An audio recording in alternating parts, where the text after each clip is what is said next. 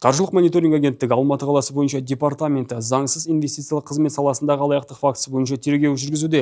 2013-2021 жылдар аралығында күдікті Partners and Consults атты өмірді сақтандыру жобасы арқылы өмірді сақтандыру бағдарламалары мен жинақтаушы сақтандыру салымдарына инвестиция салу деген сылтаумен азаматтардың ақшасын иемдену схемасын ұйымдастырған. Азаматтарды өзіне бағынысты заңды тұлғалардың Евразия Global Investment акционерлік қоғамы және Европа Investment жауапкершілігі шектеулі серіктестік есепшоттарына ақша аударуға үгіттеп, жылына тұрақты табысқа кепілдік берген.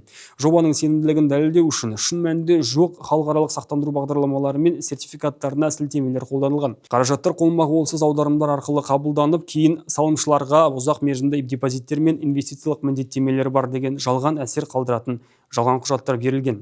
Нәтижесінде 270 жәбірленушіге 620 миллион теңгеден астам материалдық залал келтірілген. Алынған ақшалай қаражат күдікті тарапынан жылжымайтын және жылжымалы мүлік сатып алуға жұмсалған. Аталған мүлікке қазіргі уақытта шектеу қойылған. Күдікті қамауға алынды. Қазақстан Республикасы қылмыстық процессуалдық кодексінің 201 бабына сәйкес өзге ақпарат жария етілмейді.